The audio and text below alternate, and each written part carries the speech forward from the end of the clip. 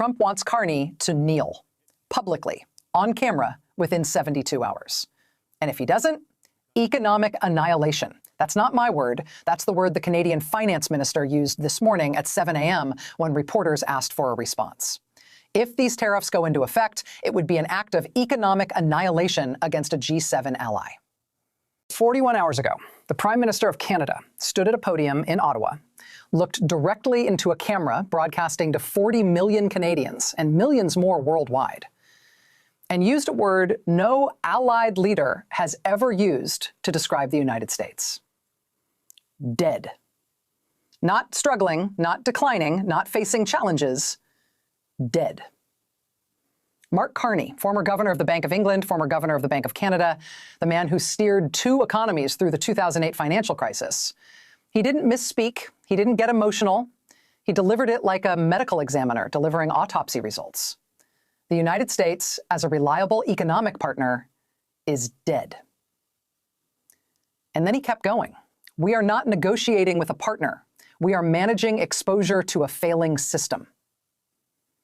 The room went silent. Reporters stopped typing.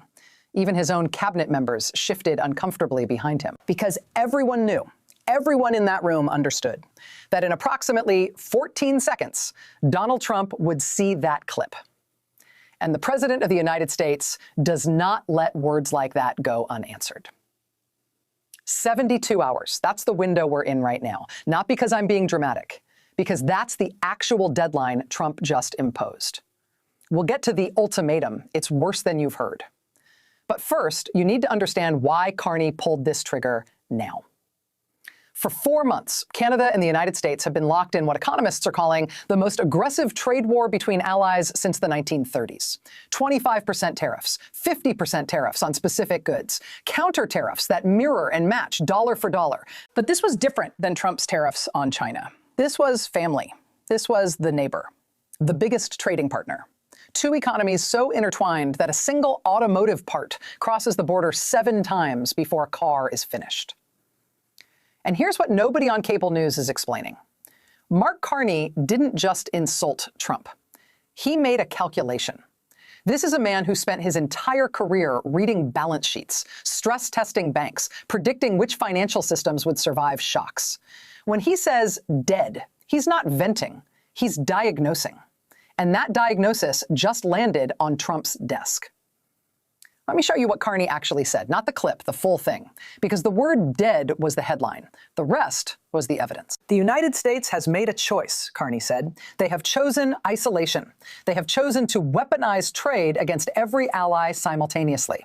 They have chosen to treat the Canadian economy, the economy that supplies 60% of their imported electricity, 80% of their imported aluminum, and the oil that keeps their Midwest refineries running, as an adversary.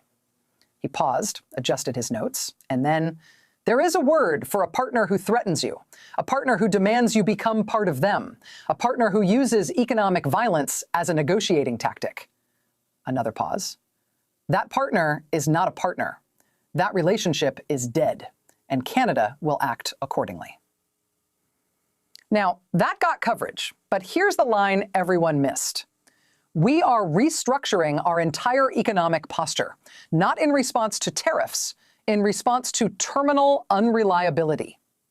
Terminal. That's a financial word. That's a hospice word. That's a word you use when you've stopped trying to save the patient. Mark Carney just told the world, we're not waiting for America to recover. We're planning for a world where America doesn't recover. And Trump's response came 9 hours later, at 2:47 a.m. Eastern, on Truth Social, naturally. But it wasn't a tweet, it was an ultimatum. Carney looked into a camera and declared America dead. Not dying, dead. And Trump heard it. What he said back, I'm showing you in 60 seconds. But his next response drops within 72 hours, and I'll be covering it live. Subscribe now. 2:47 a.m., while most of America slept, while cable news was running reruns, Donald Trump posted 6 paragraphs, not a rant, not his usual style, 6 clinical paragraphs that read like someone in the room was taking notes and someone else was advising on legal exposure. Here's what it said. Canada's Prime Minister has chosen to publicly humiliate the United States and declare our economy dead. This is not a negotiating tactic. This is a declaration of economic hostility from a nation that exists because of American protection, American investment, and American patience. Paragraph 2. Effective immediately, I'm directing the United States Trade Representative to prepare emergency tariff escalation to 100% on all Canadian goods if the following conditions are not met within 72 hours. 100%. Not 25, not 50, not even the 60% some analysts speculated about. 100% tariffs on everything. Every car part, every barrel of oil, every shipment of lumber, aluminum, electricity, agricultural products. And then came the conditions. Condition 1, a full public retraction of the dead statement delivered by Prime Minister Carney personally. Condition 2, immediate removal of all Canadian counter tariffs with no preconditions. Condition 3, a commitment to renegotiate USMCA under terms that recognize American economic primacy.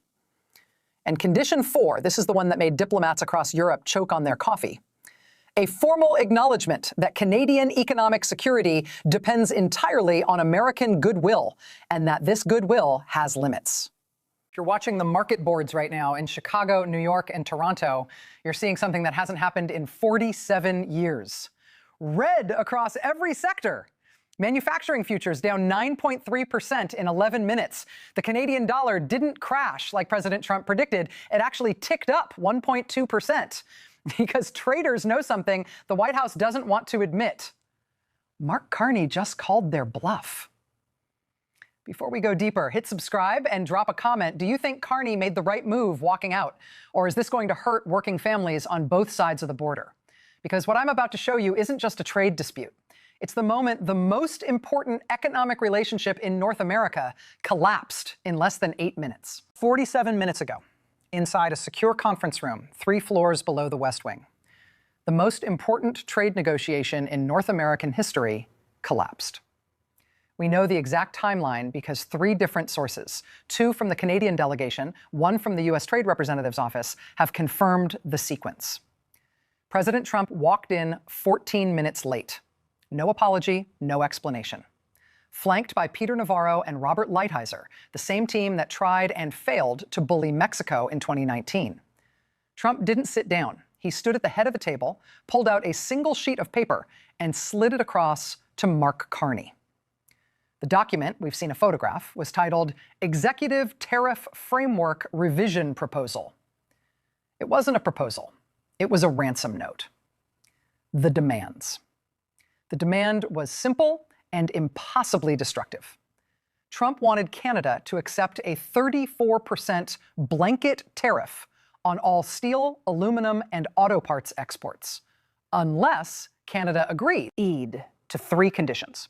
Condition 1, dismantle the dairy supply management system within 90 days.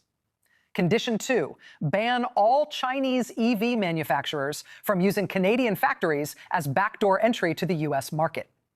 Condition 3, and this is the one that broke the camel's back, pay a border security fee of $2,400 per commercial truck crossing into the United States to fund what Trump called the Northern Wall Initiative.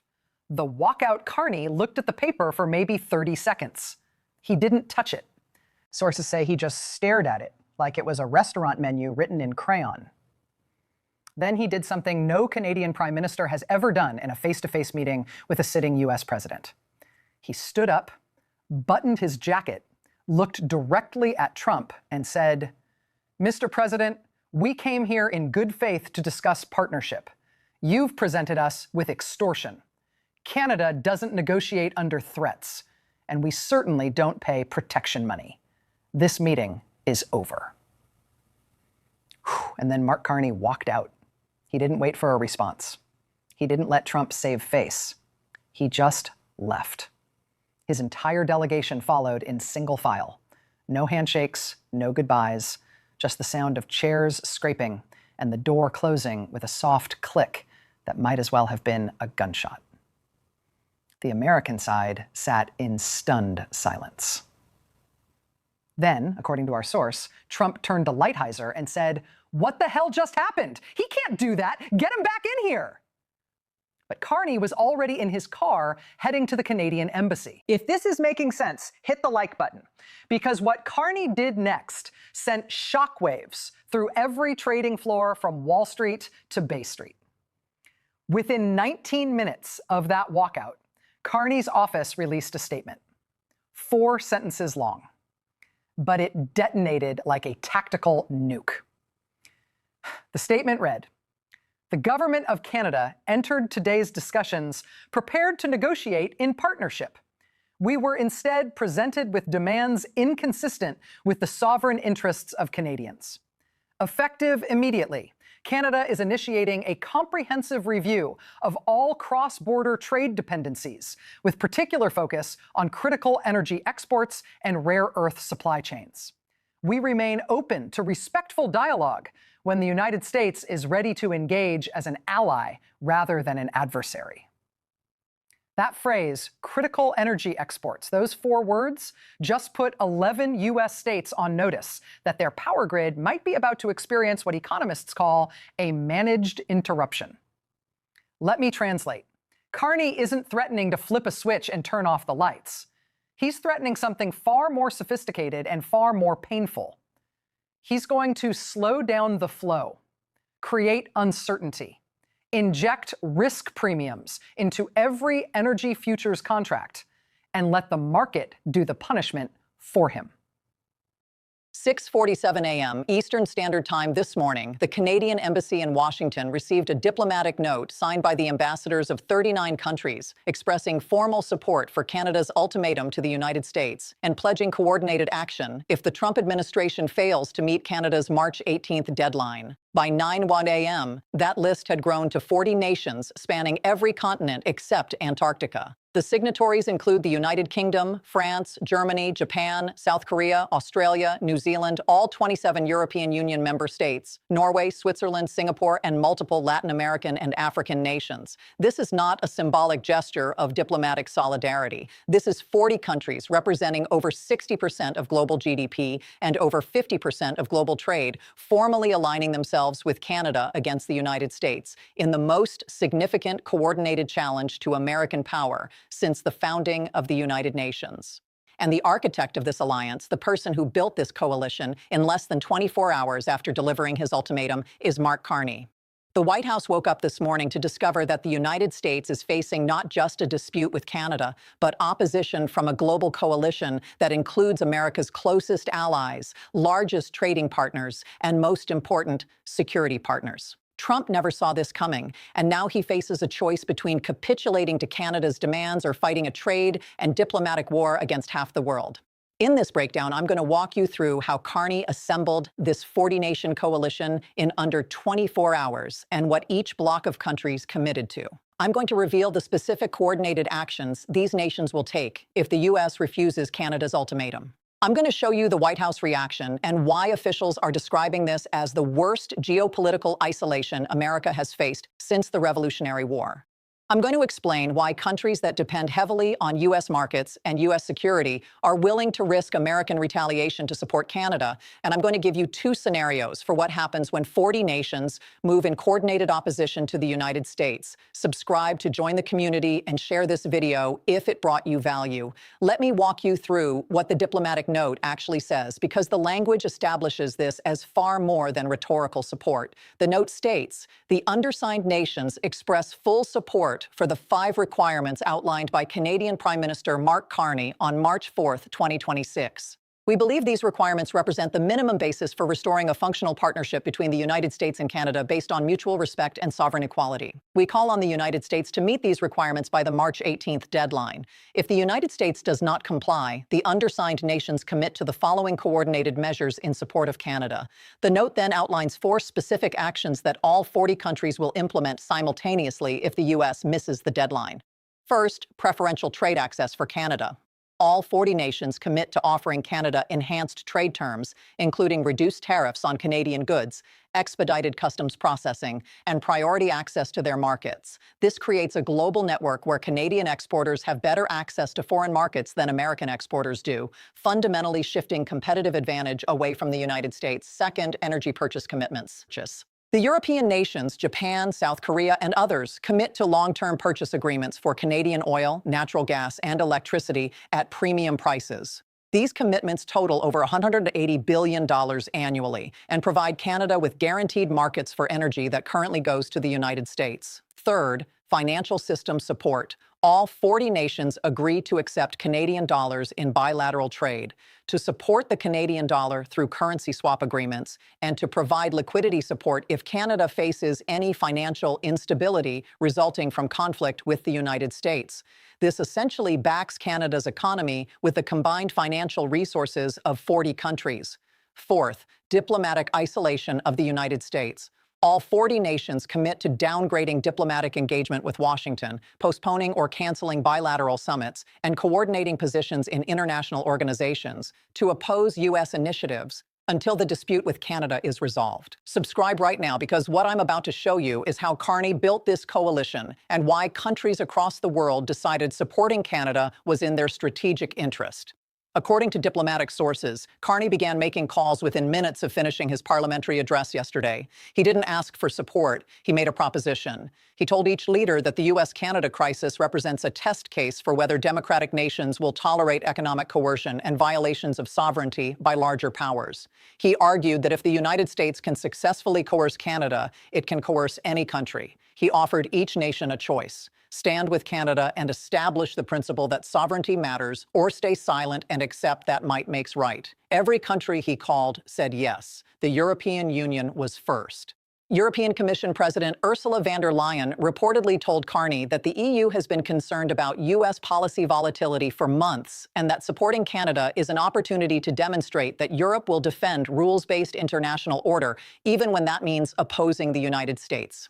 The UK followed immediately. Prime Minister Keir Starmer reportedly said that Britain has already committed to Canada through the bilateral defense framework, and that expanding that commitment to include trade and diplomatic support is a natural extension. Our King Jesus didn't bring us this far to abandon us now. You were called, you were chosen. You were knit together in your mother's wombs, fearfully and wonderfully made. We are called to serve. King Jesus bless you all. I speak the name of Jesus over you.